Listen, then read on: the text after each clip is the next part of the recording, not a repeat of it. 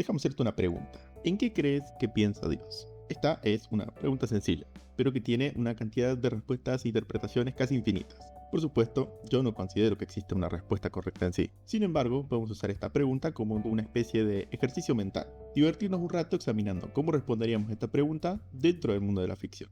Lo primero que tenemos que tener en cuenta a la hora de contestar la pregunta del millón es ¿en qué tipo de Dios estamos hablando? ¿A qué me refiero? En cada historia que contenga uno de estos dioses, la naturaleza con la que se presentan cambia radicalmente de una versión a otra. Algunas veces Dios se ve así y otras veces se va a ver así. Así que, tras consultar con un experto, es decir, hablar conmigo mismo, llegué a la conclusión de que probablemente para responder esta pregunta que estamos hablando hoy en día, lo que nos importa es dividir estos personajes en tres grupos diferentes. En el primer grupo están los dioses como personajes humanoides. Uno pensaría que habiendo tantos cómics, series, películas, bla bla bla bla, donde hay un montón de dioses, la participación de estos seres divinos en las historias nos darían un sinfín de posibilidades, muchísimas versiones visualmente y narrativamente interesantes. Pero en la práctica, en la mayoría de historias donde hay un dios, pero su divinidad, entre comillas, no es importante de manera directa para la trama o para su carácter, normalmente vamos a ver que van a ser tipos normales, pero muy poderosos. Considero esto realmente un poco triste y poco inspirado, pero es de alguna manera entendible. De la misma manera en que en series de ciencia ficción es normal ver seres de otros planetas representados como humanos de piel verde o lila, hablando español perfectamente fluido, se entiende que es una decisión creativa que busca ahorrar mucho tiempo y complicaciones a la hora de tener que hacer estos personajes diferentes, digamos. Pero sea por el motivo que sea, para este caso en concreto no es muy difícil saber qué es lo que les pasa por la mente. Tengamos como ejemplo los dioses del Olimpo. Usualmente son representados de manera muy humana. Zeus no es muy diferente de cualquier otra persona cara de verga que te puedas cruzar por la calle, con la diferencia simplemente de que, bueno, es todopoderoso. Entonces a la pregunta de ¿en qué piensa Dios? En estos casos la respuesta es probablemente lo mismo que pensaría cualquier otra persona si tuviera las habilidades que tiene. En el segundo grupo están lo que yo llamo los cosos. Los cosos son básicamente entidades de una dimensión o magnitud tan superior a la humana que, por proceso de deducción y descarte, les vamos a atribuir el título de dioses. Si pensamos en cómo nos ven las hormigas a nosotros, dudo que la respuesta sea, oh sí, eso de ahí es una hormiga titánicamente gigante que anda en dos patas. No, es más probable que piensen, eso de ahí es un ser fundamentalmente diferente a nosotros. Y cuando nosotros vemos algo de esas características y lo tenemos que poner una etiqueta, solemos recurrir a la etiqueta de Dios. Ejemplos de este tipo no son tan abundantes, pero tampoco son imposibles de encontrar. Literalmente hay un subgénero del terror llamado terror cósmico que surge de hablar de este tipo de entidades. Un ejemplo que me gusta mucho se encuentra en el videojuego Look Outside. Es un RPG por turnos donde controlamos a Sam, que se despierta viendo que todo a su alrededor se fue a la mismísima mierda misma y todo está mutando en aberraciones que poco a poco empiezan a distorsionar la realidad y convertirse en algo totalmente insano y mórbido. Todo por la influencia de una entidad que se encuentra en el cielo. En uno de los finales, con el fin de intentar detener todo esto, vamos a subir a la azotea y llevamos a cabo una especie de ritual para comunicarnos con el ser responsable de esto y decirle, bueno, fuera. Resulta ser que, digámosle, esta entidad cósmica no sabía que, debido a su naturaleza, a su inmensidad, estaba haciendo algo similar a como cuando nosotros vemos una partícula subatómica y definimos su estado cuántico, su simple mirada estaba alterando la realidad misma del planeta. Entendiendo que es parcialmente su culpa, accede a irse, no sin antes preguntarnos si queremos ver cómo es su verdadera forma. Si llegaste hasta este punto del juego, ya deberías de haber aprendido la lección y poner que no. Seguir con tu vida.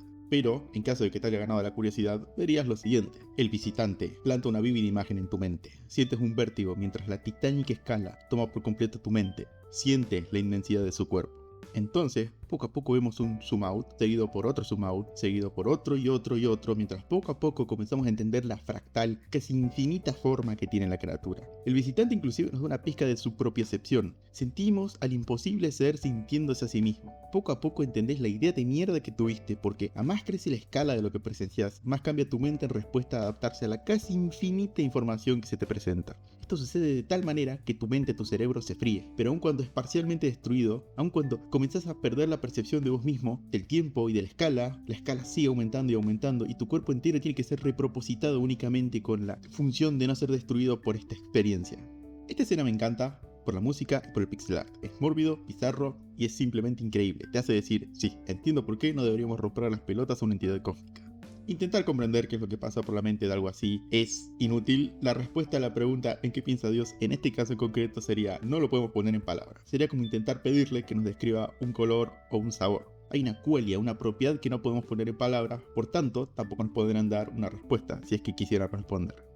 En la última categoría, tenemos dioses representados en obras donde su divinidad sí juega un papel importante y por ende se esforzaron más. Un ejemplo interesante de esta categoría es Dr. Manhattan, de Watchmen. Dr. Manhattan era un humano normal que tras un experimento fallido su cuerpo es desintegrado y reintegrado, pero ahora como un ser de energía. Ahora, si bien aún conserva una porción de su humanidad, se ha convertido en realidad en una especie de ser que percibe el mundo cuántico, algo que no creo sea desacertado, lo convierte en una especie de dios, por lo que vemos que puede hacer a lo largo de Watchmen. La dualidad de emular actos con el avanzado conocimiento y poder que tiene lo vuelve un personaje interesante, tanto individual con el cómo se relaciona con los otros personajes en la trama. Cuando Moore creó el personaje, explícitamente aclaró que no quería ser un personaje sin emociones por todo lo que le pasaba. Quería que fuera un personaje difícil de entender, cosa que creo que se ve reflejada en la historia, en cómo lo tratan los personajes.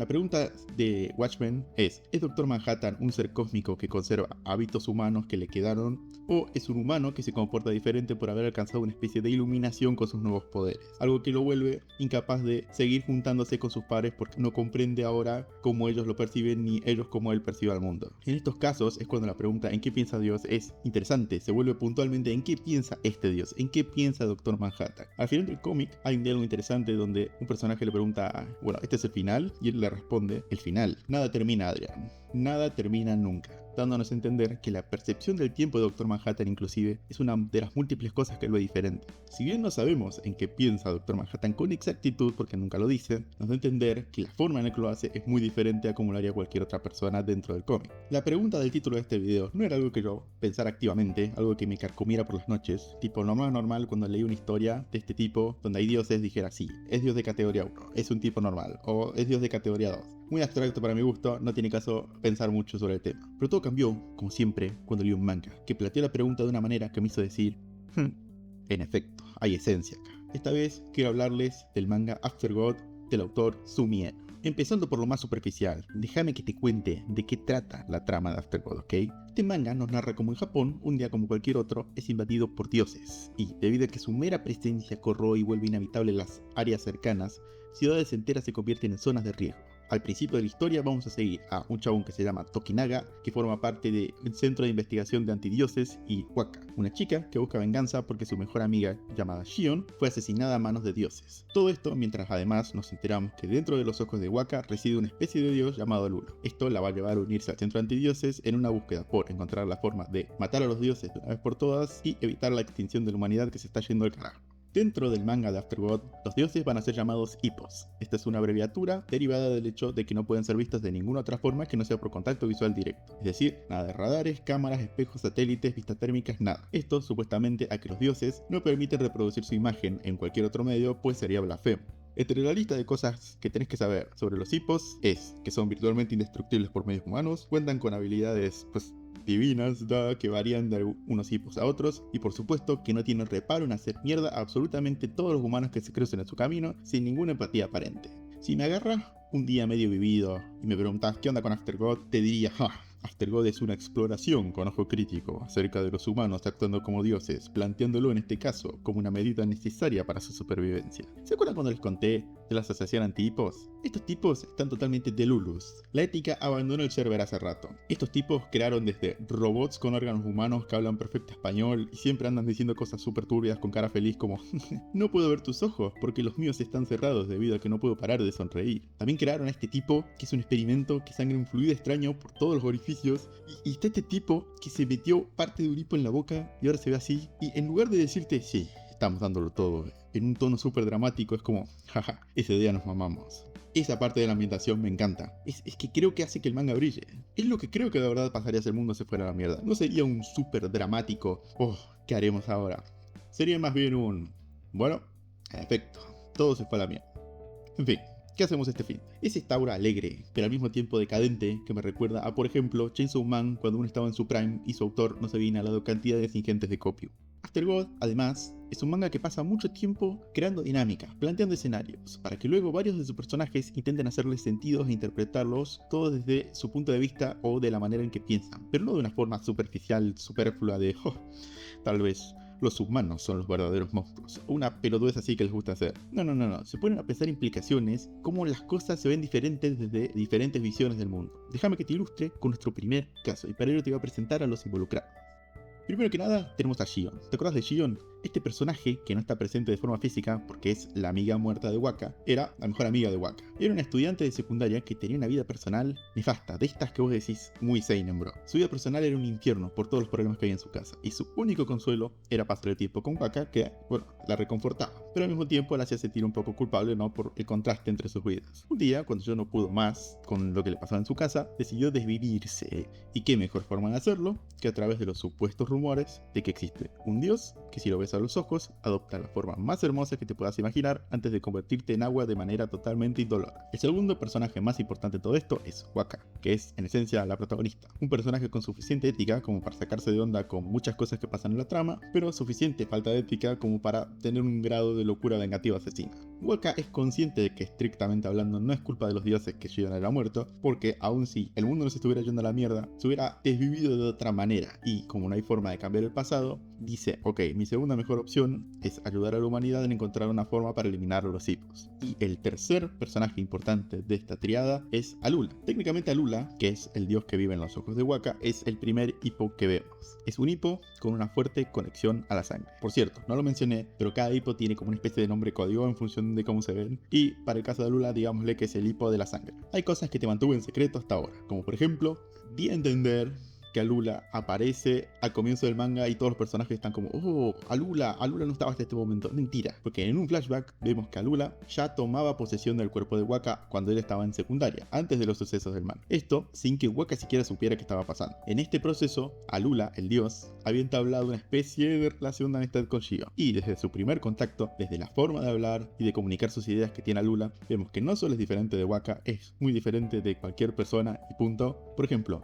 analicemos la primera vez que aparece en los flashbacks, la primera vez que canónicamente toma posesión del cuerpo de Wakka. Aparece haciendo un monólogo a partir de la frase, las mujeres son el peor enemigo de las mujeres. En este caso, Alula le va a contar a Shion cómo la gente crea palabras y les asigna valores positivos o negativos, como cuando uno crea un enemigo imaginario. Según Alula, los humanos nunca debieron de poder hablar porque de alguna manera es el pecado original. Esto lo dice porque es muy fácil para las personas ser engañadas por las palabras, y que para terminar así engañando a otras personas con tal facilidad hubiera sido más sencillo nunca tener la habilidad de hablar. Cuando dije que Alula tiene una relación de amistad con Shion es ambiguo, porque si bien eso pareciera, Alula más bien encuentra a Shion fascinante de alguna especie de manera retorcida, porque ella desprecia a todos los humanos. Sin embargo, ve en Shion una persona al borde del colapso, lo que ella considera una belleza inherente debido a lo efímero que es. Según ella, Alula quería a Shion la mismo que Wakka quería a Shion. Quizás Alula, aun siendo un dios que odia a todo el mundo, la quería más, y estaba segura de que Shion sentía lo mismo. Uno podría pensar, ok,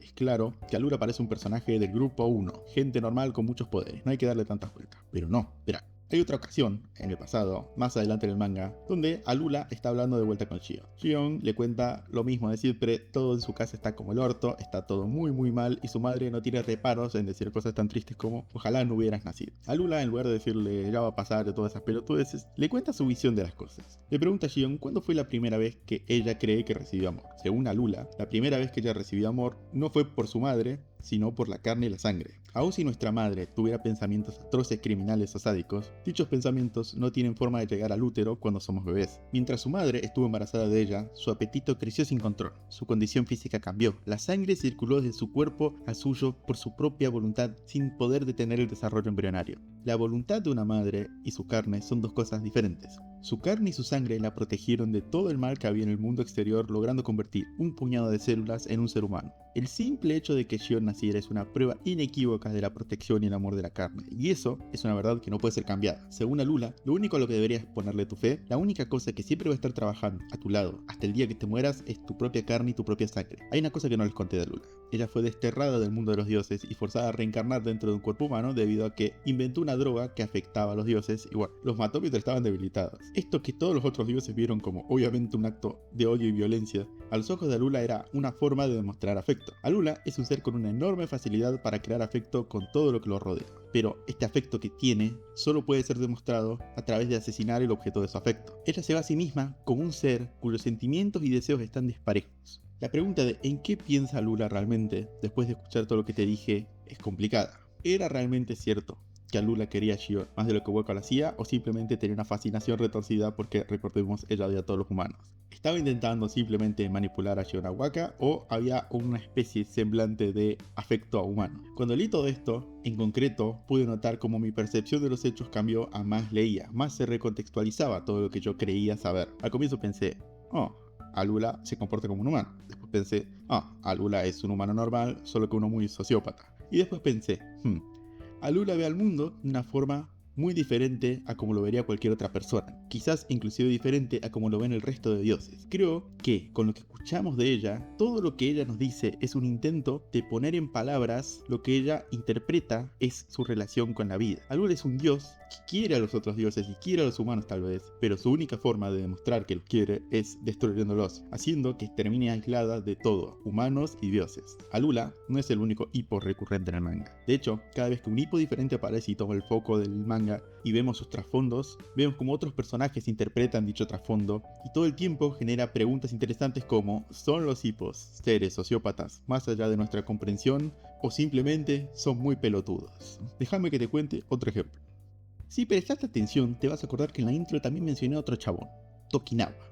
Este tipo, un tipo chile cojones, siempre que vuelve a su casa del laburo se cruza a diario con un chabón llamado Obikawa. Obikawa es un tipo muy raro pero buena onda que vive en su complejo de departamento. Como te puedes imaginar, porque está en este video, la verdadera identidad de Obikawa es la del hippo serpiente. Esta revelación se da, by the way, luego de que se vaya toda la mierda y se han matado un montón de personajes. Cuando esto pasa, Obikawa lo mira a los ojos a Tokinawa y le dice, anyway, se reveló todo, voy a tener que comerte. Otro chabón que está ahí al lado le dice, ¿no te parece medio frío? Decirle la verdad a Okinawa y después decirle, te voy a tener que comer, tipo, ¿no lo considerabas tu mejor amigo? El hippo lo mira y se sorprende y le dice, obvio que sí. Si tuvieras que elegir entre perder a tu mejor amigo o tenerlo siempre con vos, ¿qué elegirías? Cuando se introduce el hippo serpiente, se introduce con un concepto interesante en la historia. El hippo serpiente originalmente no se veía así de humano. Igual que el resto de hippos, se veía de una manera gigante y bizarra. Normalmente es de esa forma la que le da el nombre. En este caso, el hippo serpiente obviamente se veía como una serpiente. Desde el comienzo, es el único hippo que no tenía pensado doblegar a todos los humanos a hacerlos mierdas. En su lugar, le dio curiosidad. Decidió comerse a uno de estos humanos, adaptar su forma y experimentar un poco cómo es que ellos ven la vida, porque les pareció interesante. El hippo serpiente es el único hippo que, a diferencia del resto de su especie, que quería hacer absolutamente mierda a todos los humanos, dijo, no voy a doblegar a los humanos en mi territorio. En su lugar, le dio curiosidad y dijo, ya sé lo que voy a hacer, voy a tener la peor idea jamás concebida, comerme un humano y adaptar su forma. Algo que todos los otros hippos dijeron, sí, es una idea de mierda. Existe una enfermedad, según los hippos, fácilmente prevenible, pero con unos síntomas que una vez que te dio, prácticamente te vas a morir asegurado. Obviamente haciendo referencia a tomar la forma humana. Cuando un hippo adquiere forma humana, fragmentos de la persona que copia se integran en la personalidad del hippo, porque una parte de ellos sigue viva. Parte de sus recuerdos, su forma de ser, cómo ellos ven el mundo, se mezcla con los hippos. De alguna forma, este proceso cambia la perspectiva de los hippos y los termina debilitando desde su perspectiva. Viéndolo así, para los hippos, los humanos son en realidad la especie que está invadiendo y haciéndolos mierda. Desde su lugar, los humanos son una especie de virus mortal si no se maneja con cuidado, por eso su falta de ética al tratar con nosotros. Con esto dicho, estamos en una situación similar a lo que teníamos con el Dr. Manhattan. ¿Es el hippo serpiente, ahora que absorbió a un chabón, consciente de los valores y éticas humanas que tenía el recipiente original o simplemente todo esto que siente es una especie de tic involuntario por estar en el contenedor en el que está? Algo similar ocurre luego, más adelante en la historia, cuando lo vemos otra vez al hippo serpiente poseer otro humano diferente y adquirir un afecto súper antinatural por las mismas personas a las que esa persona que absorbió tenía en vida. Nuevamente, esto conlleva a que se comporte más humanos inclusive de lo que era antes. Más adelante en el manga pasa un montón de mierda y Tokinawa y el chabón serpiente se cruzan de vuelta. Tokinawa está confundido por todo lo que pasó, está remil caliente con el hippo serpiente. Pero por otra parte, Tokinawa es un veterinario. ¿Y por qué esto importa? Porque según él y sus creencias, un ser que no tiene empatía, culpa y esas cosas no es diferente de un animal. Y yo decime, ¿es justo enojarte con un animal por las cosas que hace de manera inconsciente? Algo rápidamente rebatido por el hippo serpiente, que le dice, si vamos al caso, los humanos son mucho más parecidos a los animales. Según el hippo serpiente, le dice a Tokinawa, toda esta situación que estamos observando, todo lo que está ocurriendo, todo lo que ves, es solo una película corriendo en tu cabeza. Aun cuando la película está basada en hechos reales, no es lo que está pasando realmente. Le pregunta a Tokinawa por qué se obsesiona tanto con lo que está pasando en una mala película que está esencialmente compuesta de mentiras. Si tuviéramos que describir con todo lo que te dije al hipo serpiente, es una mezcla de altruismo y amistad, mezclado con soy un dios y todas estas cosas me chupan un huevo. Con todo esto dicho, pensá por un momento. ¿Es el hipo serpiente un animal que hace todo lo que hace porque es su naturaleza y no conoce nada mejor? ¿O hace las cosas que hace porque, en efecto, él ve mucho más allá de lo que nosotros jamás podríamos y entiende la realidad de una manera mucho más acorde a lo que de verdad es? Básicamente, ¿es un perro mordiendo instintivamente a un peatón? O más bien lo equivalente a un humano paseando por un acuario y encontrando interesante a los peces que hay en la pecera. ¿Son los dioses inteligentes y sensibles más allá de lo que creemos? ¿O son mucho más pelotudos e infantiles de lo que ellos mismos estiman? Hablemos ahora de este otro hipo, Hash Azeus. Y como tiene un nombre tan de mierda, obviamente vamos a referirnos a él como el hipo pájaro. Este hipo decidió que su tiempo libre iba a hacerle brainwashing a toda la población que tenía a su disposición por medio del agua. Este hipo es el que mató a la amiga de Paca, ¿se acuerdan? El que si lo ves a los ojos toma la forma hermosa y te hace agua. Bueno, verán, un día, como cualquier otro, vemos que se reunió con 10 personas. Tras que estos lo miren a los ojos y un soplido, se convierten en agua 7 de esas 10 personas, tal y como dije antes. 3 personas siguen intactas a esta situación. Esto sorprende al hipo pájaro porque normalmente de 200 personas 199 terminan convirtiéndose en agua. Esto último es importante porque el hipo pájaro no está seguro de exactamente por qué algunos se hacen agua y otros no. Sea como fuere, dice, ok, qué bueno que no se hicieron agua, voy a recompensarlos por no haberse hecho caldito. Y les ofrece un poder a cada uno, pueden pedir lo que quieran. Cuando toca el turno de preguntarle a este chabón en concreto, este hijo de mil puta no le responde. Por mucho que le insista, el tipo no habla y termina pronunciándose solo para decir. No tiene idea de qué decir. El chabón le explica que para ser honesto nunca sabe qué decir, sea ante un dios, a sus padres, sus compañeros de clase o profesores. La realidad es que él no logra entender los sentimientos de la gente que tiene a su alrededor, por eso decidió que es más lógico nunca decir lo que piensa, porque sabe que la va a cagar. Cuando este chabón viene a alguien a pedirle algo con instrucciones muy claras, él no tiene un problema en hacer lo que le pide. Pero cuando no es así, se queda totalmente paralizado. No sabe cuál es la respuesta correcta, así que mejor no voy a decir nada, inclusive esté frente a un dios. Toda esta backstory de mierda del chabón este le da a Dios la idea perfecta de qué poder le va a dar. Le va a dar la habilidad de percibir la realidad una milésima parte de cómo lo haría un dios. Todo esto para que entienda un poco mejor cómo piensan los hipos y, al entender sus emociones, se sienta más tranquilo. En la siguiente escena vamos a ver un montón de ositos de gominola cobrar vida. Esto gracias a los poderes que le dio su nueva jefa Ip. Estos ositos son muy curiosos y le preguntan al tipo si tiene alguna pregunta para ellos. El chabón, como te podrás imaginar por lo que te conté recién, es un bobito y no les pregunta nada. Los ositos dentro de todo parecen bastante conformes con la situación y le preguntan si el cuarto en el que se encuentran está a temperatura ambiente. Ya sabes, por eso de que son ositos de gominola y van a terminar poniéndose feos. El pibe escucha lo que le preguntan y dice, ok, la solución es que los voy a poner en una heladera. Los ositos son, chabón, muy raros. Le preguntan si alguna vez comió un osito de gominola. El pibe les dice, no. Y los ositos lo miran, se sorprenden y le dicen, che, pibe, ¿vos sabés lo deliciosos que somos? Le dicen, somos superiores a otros alimentos en términos de sabor. Le cuentan sobre lo mucho que se está perdiendo por no haber comido uno. Y finalmente le pregunta, ¿no te gustaría probar uno?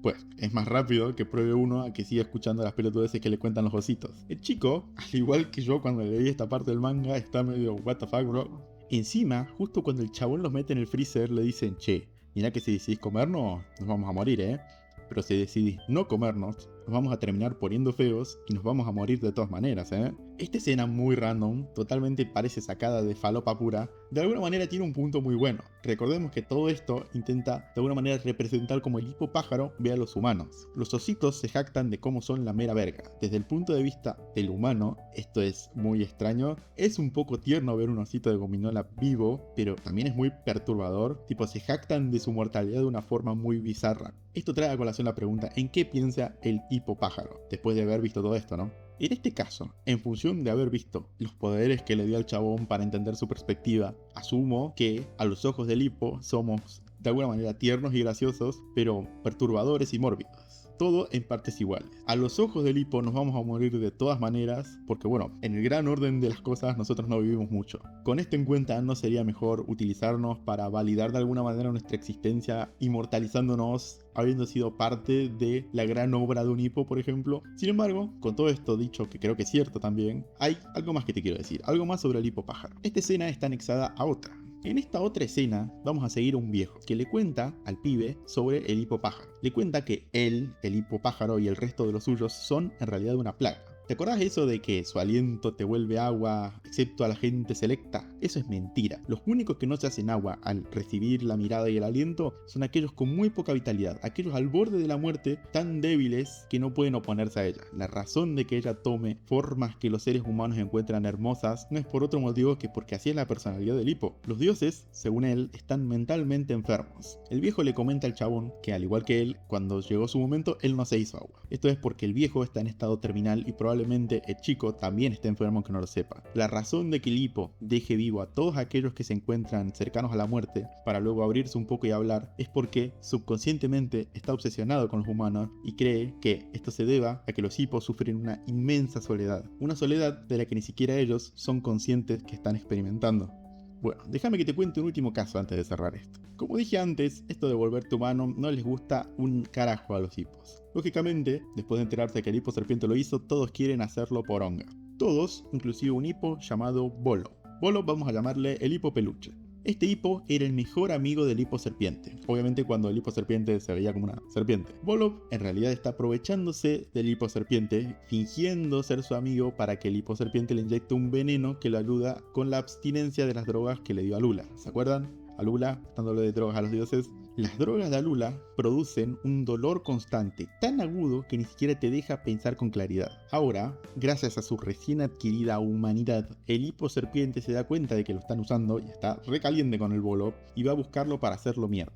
Y cuando esto pasa, vemos algo interesante. Como dije antes, el hipo peluche es un superviviente de las drogas de Alula. De hecho, el único superviviente de esto. La razón de que el resto de dioses hayan muerto y sean vulnerables cuando tienen la droga es porque esta produce un efecto que hace que te dé un dolor tan potente que sentís que literalmente tu cabeza se parte. Pero, como los hipos son seres inmortales, aun cuando semejante experiencia sucede, aun cuando tu cabeza se parta, no vas a morir. Esto vuelve loco a cualquiera, inclusive a una entidad tan divina como es Bolo. Lo único que encontró el peluche calma su dolor es el antídoto que le da el hipo serpiente, porque el dolor es tan insoportable que lo está consumiendo física y mentalmente. Acá, el hipo serpiente plantea una analogía a lo que planteé al comienzo, cuando les dije que Shion se suicidó viendo el dios ese que te hace agüita a los ojos. Desde la perspectiva del hipo serpiente, el hipo conejo se está arrastrando de una manera similar a como cuando los humanos, que tenían un gran dolor, decidían terminar su vida viendo a los ojos al dios este. Es algo patético, algo desesperado, algo que solo haría una persona que realmente no le importa un carajo seguir viviendo. El hipo peluche, calmado, tal vez la única vez que lo vemos calmado en todo el manga, le dice una frase interesante. Le dice: mira, yo no sé en qué hubieran estado pensando aquellos humanos que estaban desesperados por ver a Dios a los ojos. Pero en mi caso, la razón de que quiera esta paz dentro de tanto dolor no es porque quiera la paz en sí mismo, es porque quiero, a través del dolor, seguir viviendo. ¿Se acuerdan cuando dije que Shion se suicidó porque estaba todo como el orto? Eso es parcialmente cierto, pero hay otra razón de que ella se haya suicidado. Es que, si seguía juntándose con Waka, no podía evitar, de manera casi involuntaria, terminar invocando a Lula dentro del cuerpo de ella. Ya sabes, porque la hacía sentir bien y le da un alivio ver sus ojos. Aquello, se entera más adelante, terminaría por matar a Waka. A más aparezca Lula en el cuerpo de Waka, más probable es que en algún momento Waka jamás vuelva. Sabiendo que si seguía haciendo eso iba a terminar matando a Waka, decidió, ok, lo más lógico es acabar con todo, ¿no? Así que decidió ir a ver a Dios directo a los ojos. Ahora sabemos que eso que hizo no fue como un acto de escape simplemente para salir de su vida de mierda. Dentro de ese acto había coraje, había un intento por de manera indirecta salvar la vida de Waka de un destino muy horrible.